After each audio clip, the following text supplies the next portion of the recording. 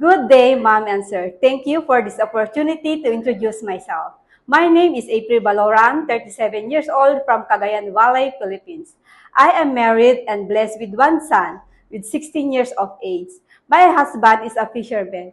My father is already deceased. My mother is a housewife and she will be the one to take care of my son. I have one brother and one sister. I am a Roman Catholic.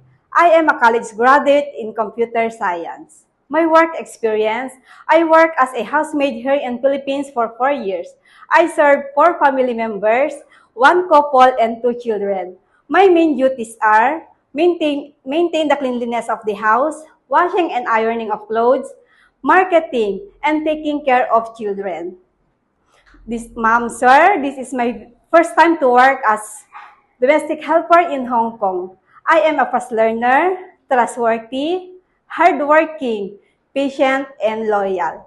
I love taking care of children by assisting them always, by giving them nutritious foods, by giving them vitamins prescribed by the doctor.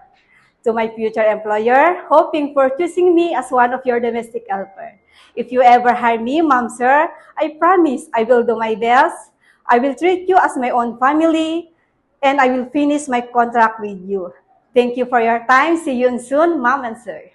So why do you want to work in Hong Kong? I want to work in Hong Kong, ma'am, to provide the needs of my family and for the future of my son. So how long do you expect to work in Hong Kong? As the employer wants me, ma'am, I will stay, ma'am. Do you like kids? Yes, ma'am.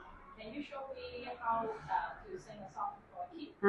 For example, ma'am, Old MacDonald, ma'am, like Old MacDonald had a farm, E-I-E-I-O.